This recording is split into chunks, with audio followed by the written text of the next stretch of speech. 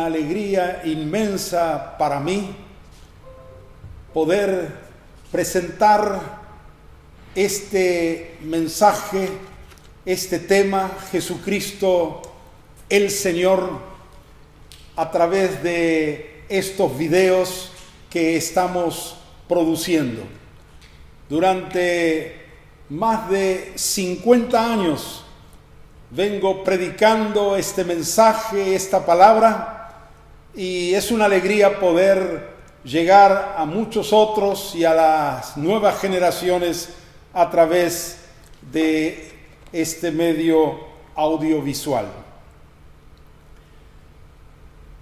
Vamos a abrir nuestras Biblias en Filipenses capítulo 2, versículos 5 al 11. Allí tenemos el pasaje central, básico de este tema que vamos a desarrollar a través de diferentes episodios. Dice así el apóstol Pablo: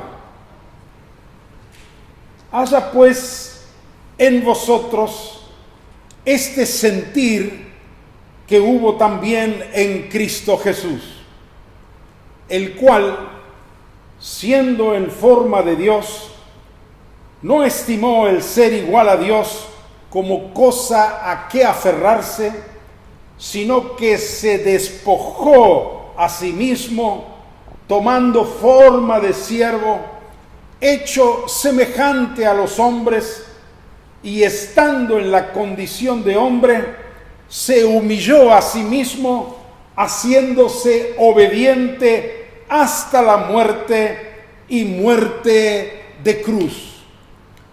Por lo cual Dios también lo exaltó hasta lo sumo y le dio un nombre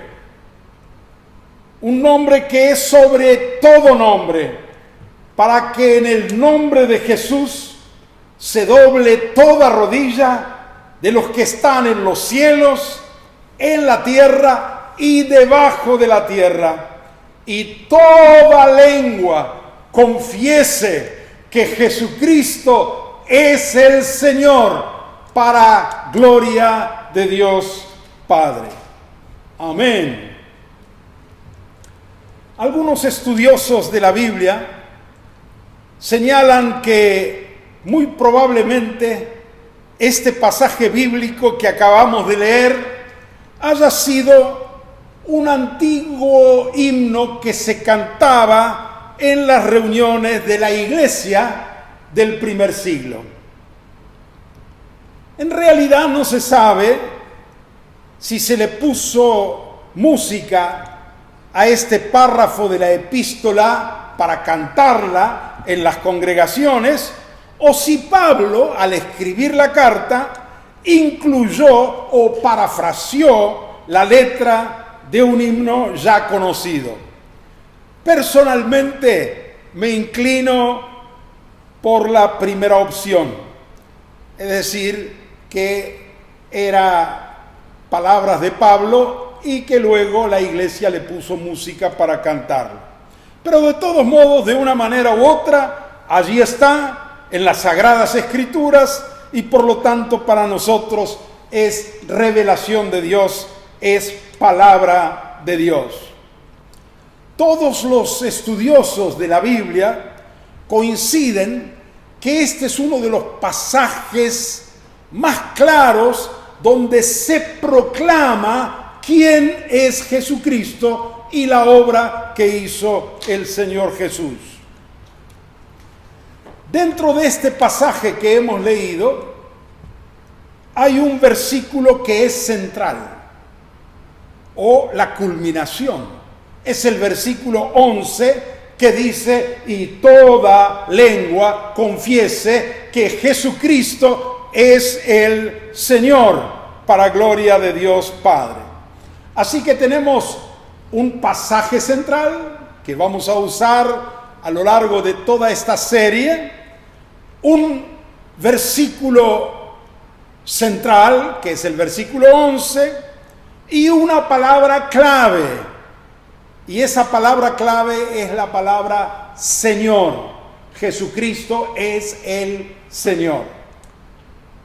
Este es el tema que vamos a desarrollar en este estudio y en estos mensajes. En este pasaje de Filipenses vemos dos movimientos. El primero, un movimiento descendente que va desde lo más alto hasta lo más bajo y está en los versículos 5, 6 y 7. Y luego un movimiento ascendente que va desde lo más bajo hasta lo más alto, que son los versículos 9, 10 y 11. Así que comencemos examinando el pasaje. Pablo dice: hermanos, haya en ustedes el mismo sentir que hubo también en Cristo Jesús.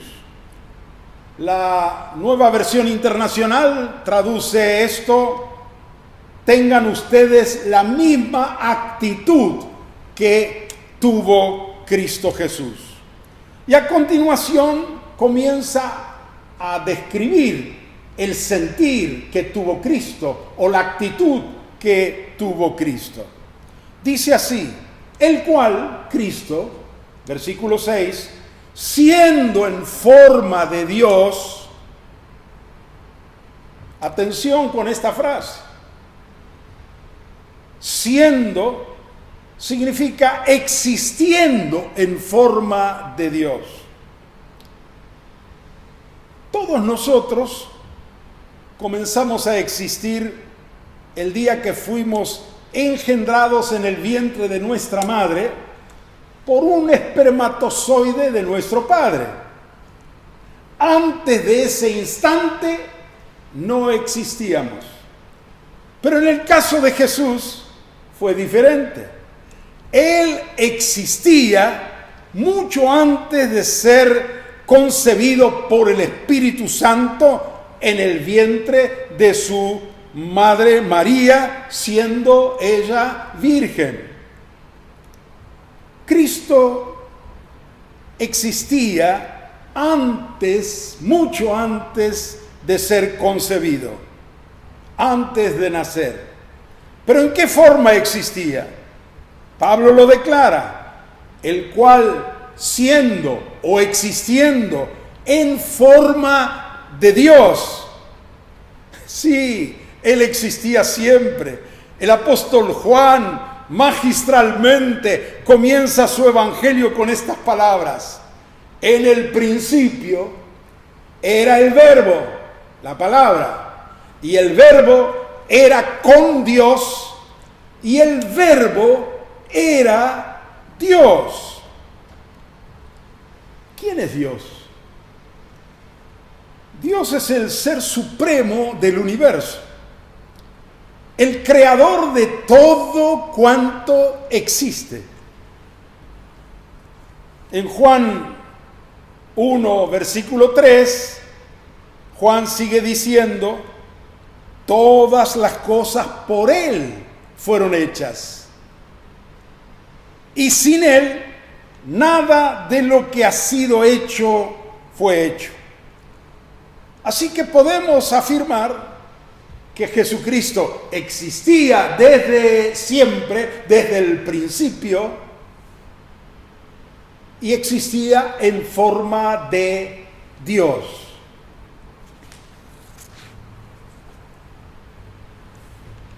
Sin embargo, el versículo sigue diciéndonos: el cual, siendo en forma de Dios, no estimó el ser igual a Dios como cosa a que aferrarse. Cristo, existiendo en forma de Dios, no se aferró a su condición divina, sino, como sigue diciendo el versículo 7, sino que se despojó a sí mismo, tomando forma de siervo, hecho semejante a los hombres, y estando en la condición de hombre, se humilló a sí mismo, haciéndose obediente hasta la muerte y muerte de cruz. Bueno, veamos bien este movimiento descendente. Él siendo Dios, el ser supremo del universo, no hay arriba de Dios, no hay nadie, se despojó de su condición de Dios y vino al mundo como hombre. Juan lo dice en el versículo 14 del capítulo 1, aquel verbo que era Dios se hizo carne, se hizo hombre. Vino al mundo en la condición de hombre, hemos leído recién. Qué tremendo es esto. Dios, el ser supremo del universo, el creador, tomó forma de criatura. Este es el sentir que hubo en Cristo Jesús, el que debe haber también en nosotros, una actitud de humildad. Así que el primer escalón de descenso es este: Dios bajó y se hizo hombre. Nosotros somos seres humanos. Existen seres superiores a nosotros y seres inferiores a nosotros. Por ejemplo, los ángeles son seres superiores a nosotros. Los animales son seres inferiores a nosotros. Cuando la Biblia habla del hombre, dice, hecho poco menor que los ángeles. Hay una diferencia, somos un poco menor. Pero Dios es el ser infinitamente supremo, muy superior, lejos superior a todos los seres. Como personas humanas, todos nosotros siempre queremos superarnos, evolucionar, subir, escalar. Nadie quiere descender. La siguiente pregunta, un poco rara, te ayudará a entender el sentir que hubo en Cristo Jesús. ¿Quisieras dejar de ser lo que eres, un ser humano, para transformarte en un perro? ¡Qué reacción!, ¿no? La reacción es en todos igual. Por favor, yo soy hombre o mujer. ¿Sabe lo que está ocurriendo ante esta pregunta? Tú y yo nos estamos aferrando a nuestra condición de hombre. No queremos desprendernos para transformarnos en algo inferior. Hago otra pregunta. ¿A quién le gustaría transformarse en una hormiga? La reacción puede ser mayor, porque aún hay que achicarse más. Bueno, son preguntas ridículas, pero para poder entender lo que Cristo hizo, Él, siendo Dios, no se aferró a su condición divina y se hizo hombre. Su salto de humillación, haciéndose hombre, es muchísimo más grande que si un hombre se hiciera hormiga. Porque hombre y hormiga somos seres creados, criaturas. Pero Dios es el creador, el eterno, el todopoderoso. Y Él aceptó, quiso hacerse hombre para venir a buscarnos y salvarnos y recuperarnos para Dios. Qué grande es el amor de Cristo. Pero estando entre los hombres como un hombre más, en la apariencia era un hombre más. Él podría haber dicho, atención, yo ahora tengo forma humana, pero no se olviden que yo soy Dios. Así que he venido para que todos me sirvan a mí. Pero él dijo e hizo todo lo contrario. Él dijo, yo no vine para ser servido, sino para servir. Así que Jesús, estando entre los hombres y siendo igual a los hombres, siendo Dios se hizo hombre, y estando entre los hombres todavía descendió un escalón más. Dice aquí, se despojó a sí mismo tomando forma de siervo. ¿Qué es un siervo? Un servidor. Toda su vida fue para servir. Él no vino para ser servido, sino para servir a los demás. En el aposento alto, pocas horas antes de que lo prendieran para luego crucificarlo, él tomó una toalla y una vasija con agua, y se arrodilló delante de sus discípulos para lavar sus pies sucios antes de la cena. Esta tarea le correspondía al esclavo de más baja categoría, pero la hizo Jesús. Vino para servir. Así que Dios se hizo hombre, primer escalón, descendió todavía más, se hizo siervo.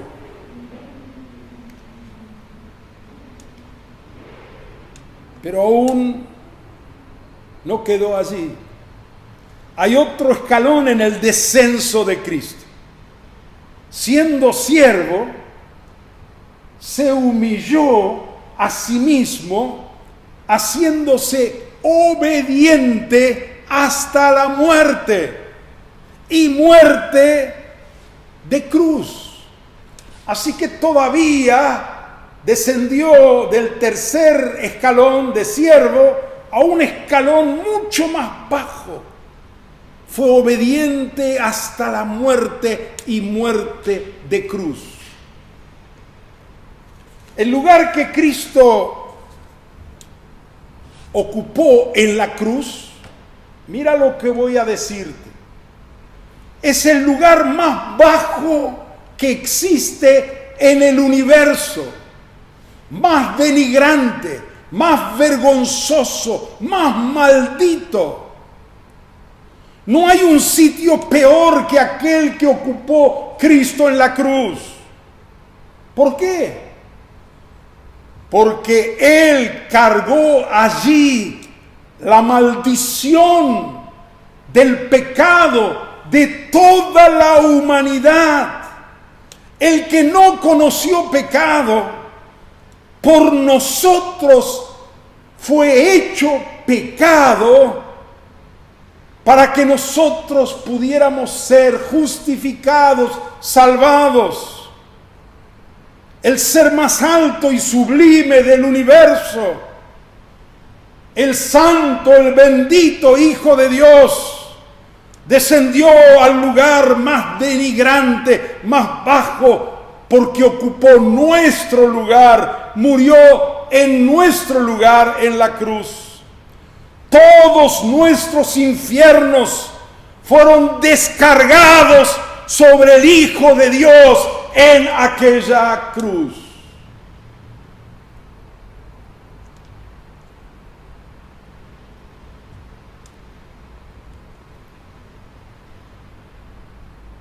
Pero en el versículo 9 hay un cambio. Comienza el movimiento ascendente. Dice Pablo, por lo cual.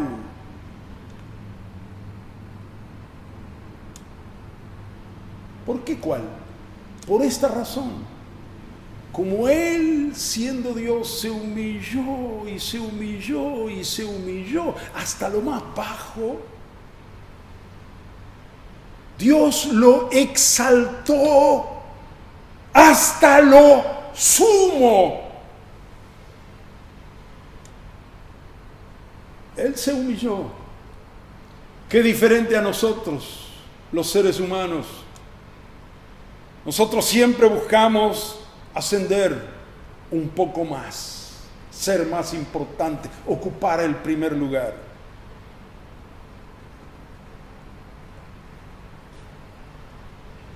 Pero Cristo se humilló. Y Él ya lo había dicho. El que se humilla será ensalzado. Y el que se ensalza a sí mismo será humillado. Como Jesús se humilló, el Padre lo exaltó. Y como se humilló hasta lo más bajo, el Padre lo exaltó hasta lo más alto. Aleluya. Gloria a Dios.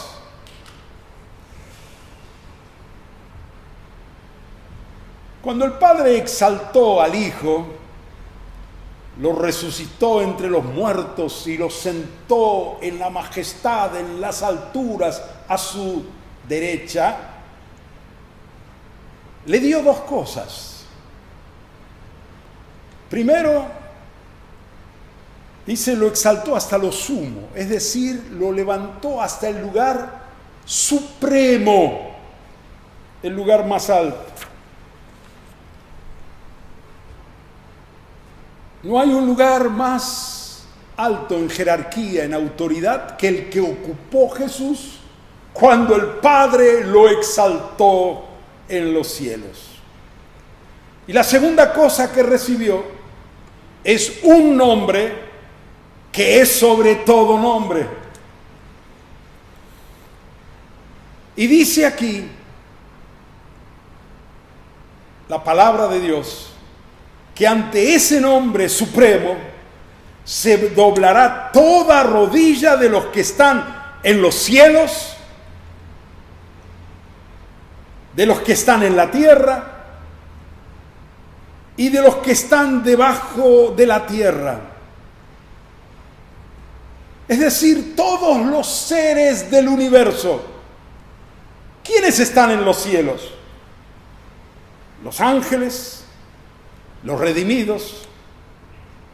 ¿Quiénes están en la tierra?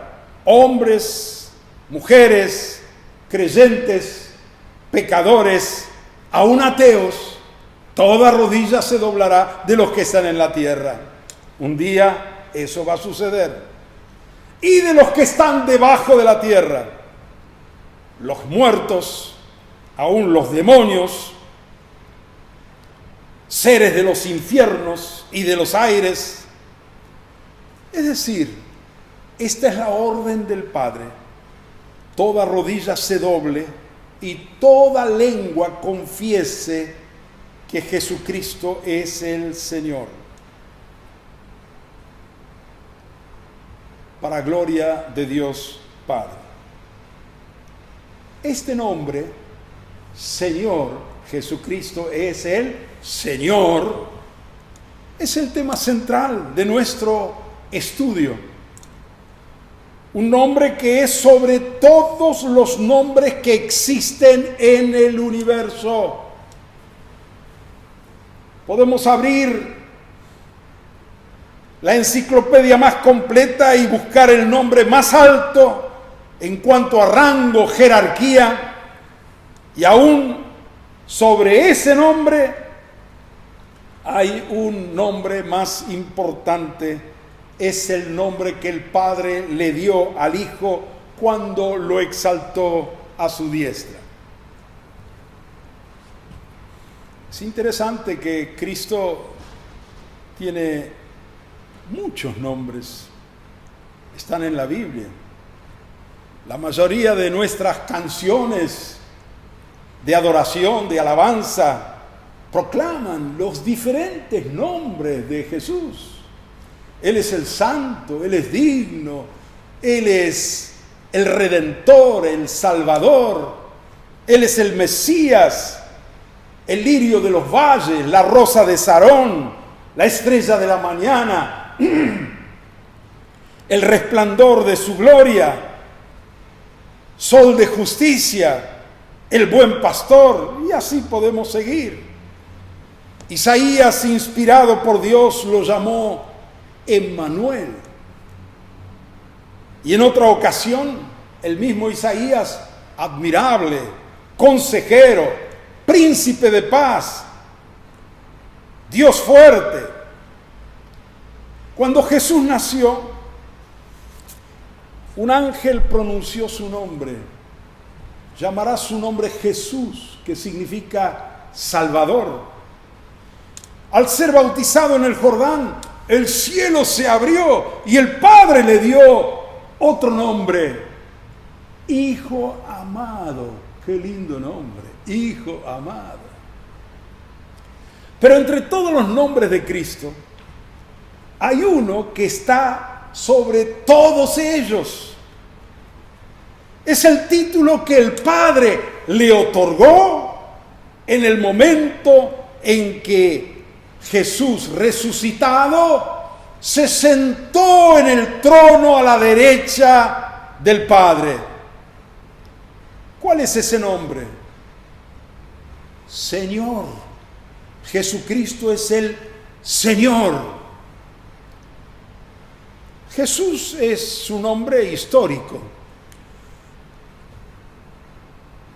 A los niños que nacían se les ponía un nombre, a él le pusieron Jesús. Cristo, que es la palabra griega que en hebreo significa Mesías, es su nombre profético. Él es el Mesías profetizado, prometido. A Jesucristo, este personaje histórico, que es el cumplimiento de lo profético, el Padre le dio el título de Señor. Y este es el nombre más alto que Cristo tiene. Sin embargo, aquí tenemos que detenernos y hacer una aclaración.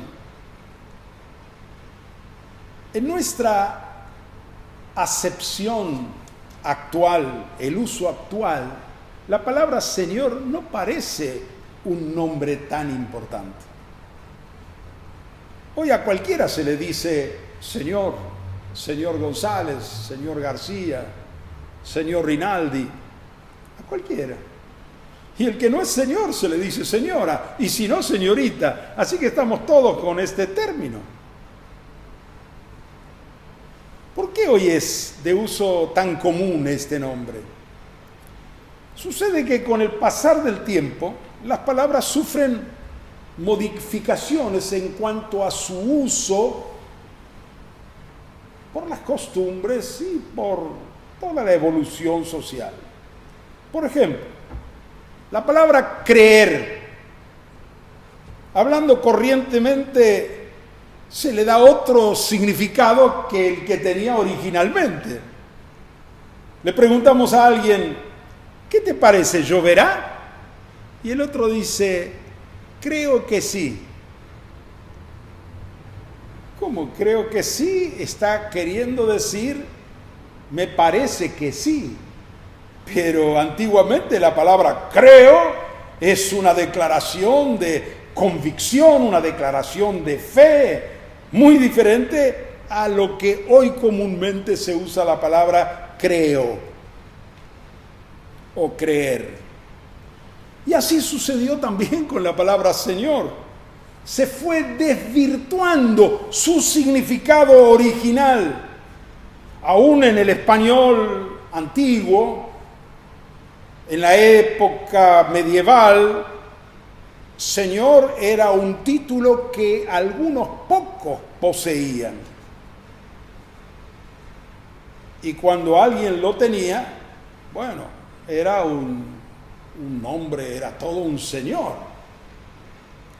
Pero de mucho no adelantamos mucho si escarbamos o investigamos la etimología de la palabra en el español, porque Pablo no escribió esta carta en español. Él la escribió en el idioma que se usaba en aquel tiempo, en el primer siglo, que era el griego. Así que vamos a ir a la explicación de esta palabra o la traducción al griego. En el griego, el apóstol Pablo dice así: toda lengua confiese que Jesucristo es el Kyrios. ¿Cómo podemos traducir la palabra Kyrios al castellano para su plena comprensión? Bueno, en español o en castellano se tradujo por Señor, con la debilidad que recién expliqué que tiene ese término. Pero en griego, ¿cómo se usaba ese término? Es un término Kyrios muy importante y podemos, para traducirlo al castellano, necesitamos por lo menos usar 5 palabras y sumar las 5 y todo eso significa Kyrios. Vamos a ver. Primero, Kyrios significa jefe, es decir, el que manda. Cuando digo que Jesucristo es mi Kyrios, estoy diciendo el que manda en mi vida es Jesucristo. También significa dueño.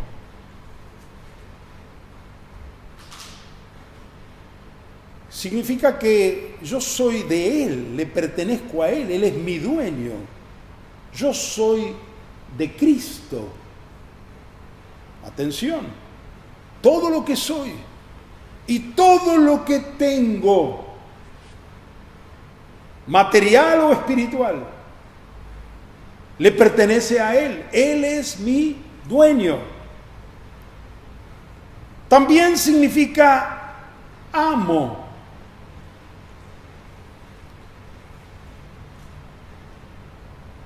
En ese tiempo existía la esclavitud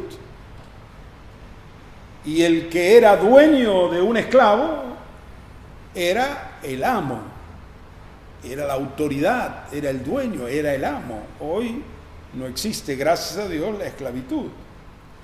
También Kyrios significa soberano, que significa el que está sobre todo, el que gobierna sobre todo.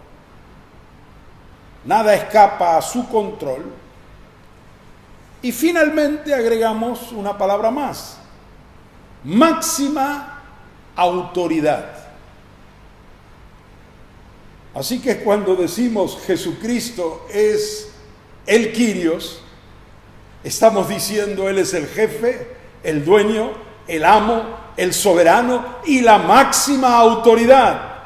La suma de todo eso que da la palabra Kyrios, en español traducido Señor. Pero además de esta explicación, vamos a ver cómo se usaba la palabra Kyrios en los días del Imperio Romano. Se usaba de 2 maneras. En primer lugar, en un sentido corriente, vamos a decirlo así, Kyrios con minúscula, se usaba para designar a toda persona rica con muchas propiedades y, como dije recién, que tenía esclavos en su patrimonio y bajo su autoridad. Entonces, cada esclavo tenía un Kyrios, un amo, con minúscula. Así como no puede haber padre sin hijo, ni hijo sin padre, tampoco puede haber esposa si no hay un esposo y viceversa. Así también, para que haya un esclavo, tiene que haber un quirios. Para que haya un quirios, tiene que haber un esclavo. Es la contraparte, el esclavo del quirios. Y el quirios era el que gobernaba la vida de sus esclavos. Un esclavo solía presentarse ante su quirios para decirle: ¿qué dice mi quirios a su esclavo? Y el quirios respondía dándole una orden, lo que tenía que hacer. Por ejemplo, ve a la plaza, contrata 10 trabajadores para la cosecha, luego recorre la estancia y ordena la esquila de 100 ovejas. Claro, este sería un esclavo de cierto rango. Había de muchos rangos esclavos al fin. La vida del esclavo consistía en obedecer fielmente las palabras que salían de la boca de su señor. Lo que el señor decía, el esclavo lo debía ejecutar al pie de la letra. La actitud constante del esclavo era: ¿qué dice mi quirios a su esclavo?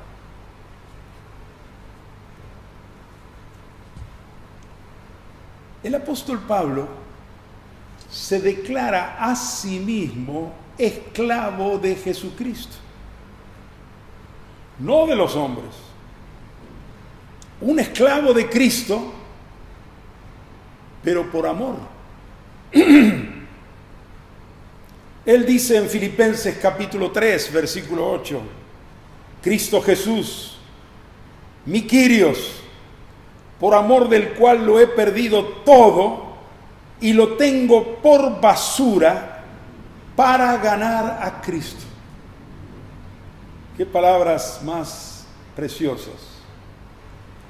Pablo se comportaba ante Jesucristo tal como un esclavo frente a su quirios, desde el mismo día de su conversión.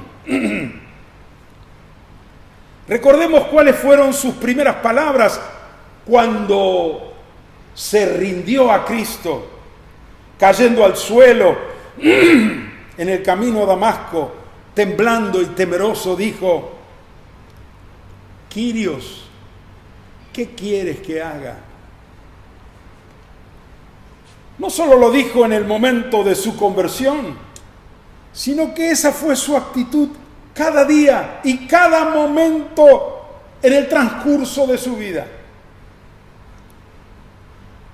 Ahí en camino a Damasco, cuando Saulo se encontró con Jesús y le dijo: Quirios, ¿qué quieres que haga? Jesús le dijo: levántate y entra en la ciudad, ve a tal y tal casa. Y Pablo hizo exactamente lo que le dijo su quirios. ¿Alguna vez oraste diciendo: Señor, ¿qué quieres que haga? Sí, muchas veces, yo también. Pero a veces nos levantamos de las rodillas y seguimos haciendo lo que queremos nosotros. Pablo no tuvo esa actitud. Él le dijo: ¿qué quieres que haga? E hizo exactamente lo que le dijo su Señor. En esa época, cuando un esclavo escribía una carta, la mayoría de los esclavos eran analfabetos, pero habían esclavos que eran de otro nivel y sabían leer y escribir. Cuando escribía una carta, debía firmarla con su nombre y agregar esclavo de, y ahí agregar el nombre de su patrón, de su amo, de su quirios. Las cartas en ese tiempo no se firmaban al final como hoy, sino al principio. En cierto aspecto era mejor, porque hoy al recibir una carta, lo primero que hacemos es dar vuelta a la página para ver quién lo firmó y después recién empezamos a leer. Por ejemplo, si un esclavo llamado Andrés tenía un patrón llamado Juan, él tenía que escribir así: Andrés,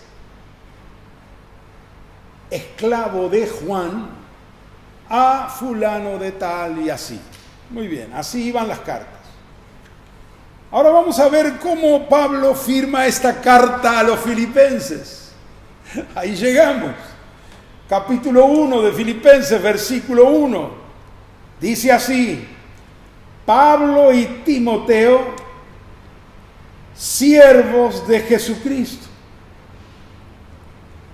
Y aquí en la versión Reina Valera 60 dice siervos, pero en el griego no dice siervos, dice doulos.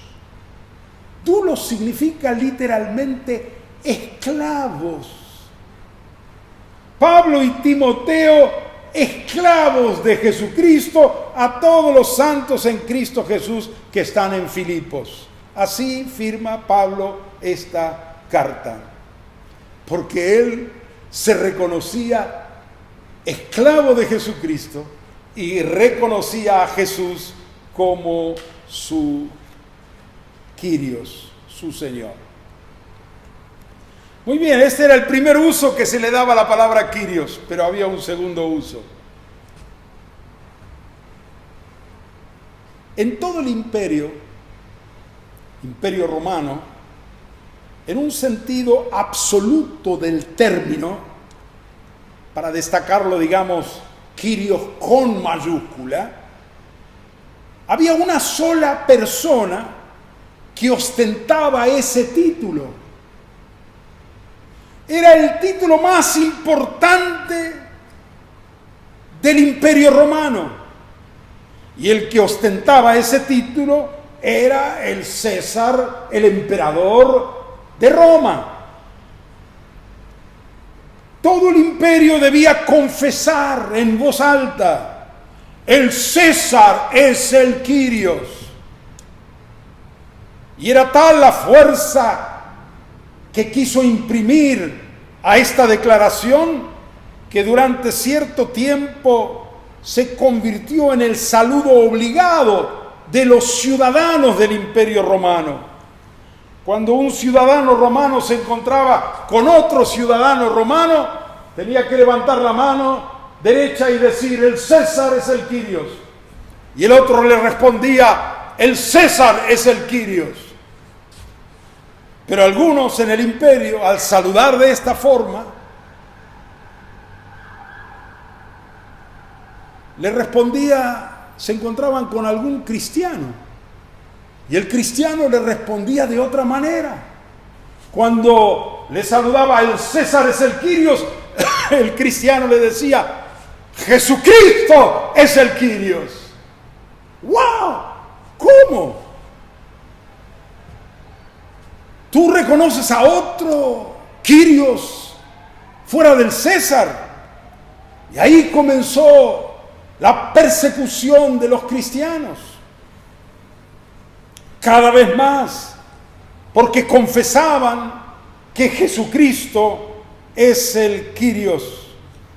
Así que muchos eran prendidos, arrojados a la cárcel o a la hoguera, a las fieras del circo romano. Aquellos primeros cristianos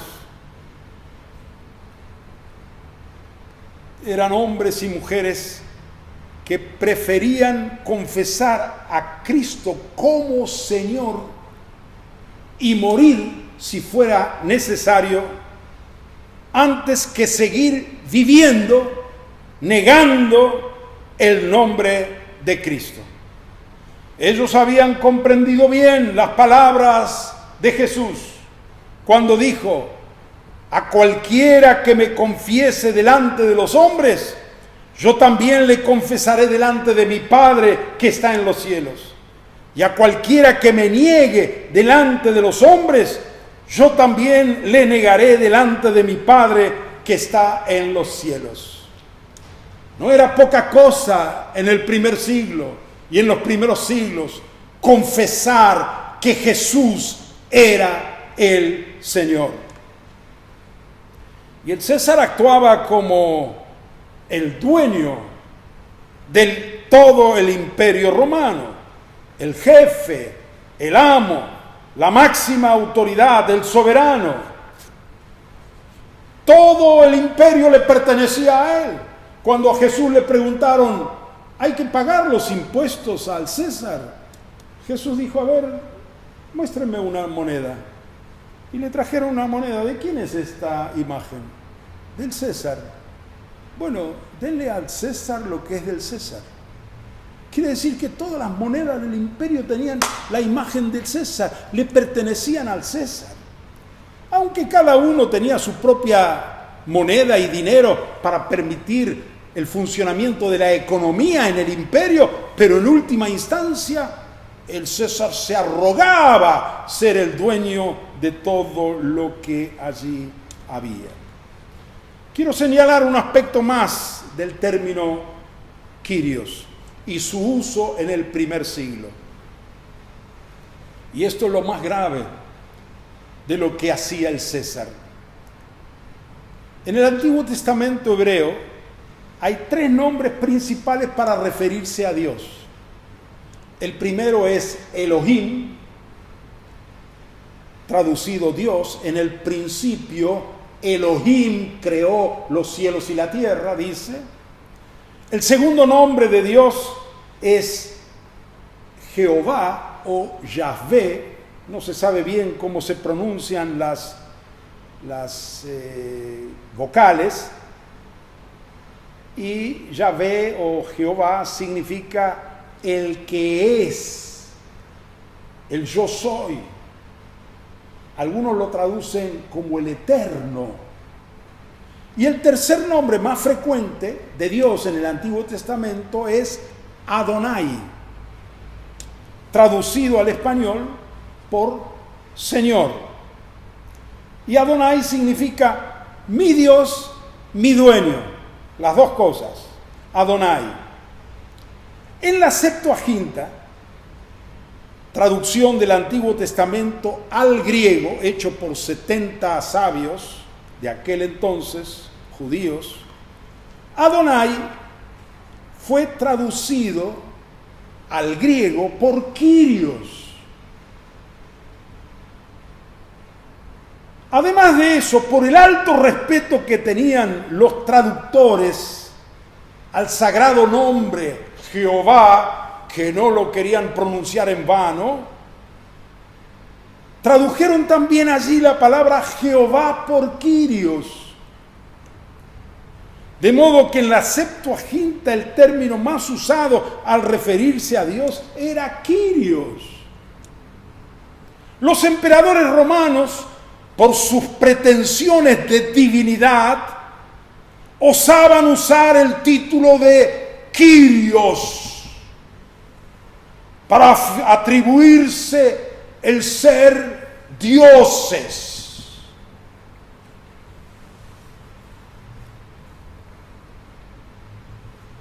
Durante los días de ese imperio romano, Pablo vislumbró otro imperio que comenzaba a tomar fuerza y a extenderse sobre la tierra, el imperio de Jesucristo. Donde quiera que él, Pablo, establecía iglesias, lo hacía sobre este fundamento: Jesucristo es el Señor.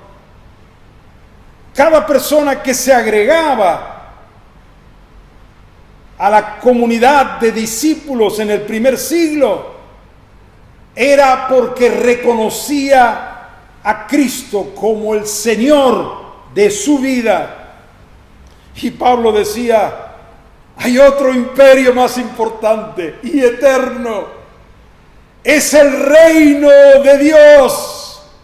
Y su trono es firme eternamente y para siempre. Aleluya.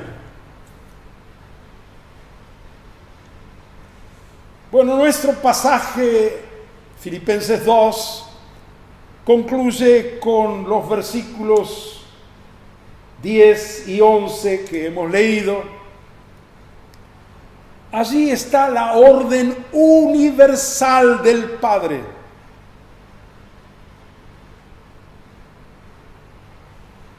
Cuando dice que lo exaltó hasta lo sumo, le dio un nombre que es sobre todo nombre, y preguntamos, ¿para qué? Y la respuesta está en el versículo 10 y 11. Para que en el nombre de Jesús se doble toda rodilla de los que están en los cielos, en la tierra y debajo de la tierra, y toda lengua confiese que Jesucristo es el Señor, para gloria de Dios Padre. Esta es la orden universal. Y este es su propósito al enviar a su Hijo al mundo. Esta es la razón por la cual Jesús se humilló, se hizo hombre, se hizo siervo, fue obediente hasta la muerte y muerte de cruz. El Padre lo exaltó hasta lo sumo para que en el nombre de Jesús todos los hombres, mujeres, ángeles y demonios doblen sus rodillas ante Él y confiesen con sus labios que Jesucristo es el Señor. Los ángeles siempre lo hicieron y lo seguirán haciendo eternamente. Satanás y sus demonios en el día final, aunque no quieran, estarán obligados a doblar sus rodillas ante el soberano Señor Jesucristo y serán arrojados al lago de fuego y azufre. La oportunidad es para nosotros, los seres humanos. Todos hemos pecado. Todos cometimos el pecado de Adán y de Eva, que fue la rebeldía, la desobediencia a Dios, a su voluntad. Y el Padre nos ordena a los seres humanos, antes que llegue ese día final, porque en ese día final los incrédulos, ateos también estarán obligados a doblar sus rodillas delante de Jesucristo. Para ellos será demasiado tarde. La oportunidad es ahora, en esta vida. Y esto es lo que quiere el Padre, que doblemos nuestras rodillas ante Jesucristo y de todo corazón, con fe, confesemos a Jesús como Señor, reconociéndolo como el Kyrios de nuestra vida, como el dueño, el amo, la máxima autoridad. Y la Biblia dice en Romanos capítulo 10, versículo 9, si confiesas con tu boca que Jesús es el Kyrios y crees en tu corazón que Dios lo levantó de los muertos, serás salvo. Esta es la condición para que tus pecados sean perdonados, para que tu vida sea transformada y para que tengas asegurada la salvación eterna. reconocer a Jesucristo como el Señor de tu vida. Si nunca lo hiciste, ahora te invito. Yo voy a terminar mi mensaje, pero quiero pedirte que allí donde estás, ahora mismo, dobles tus rodillas delante de Cristo y hagas conmigo esta oración. Oremos. Padre nuestro que estás en los cielos, muchas gracias por tu Hijo Jesucristo. Gracias por haberlo enviado a este mundo para lograr nuestra salvación.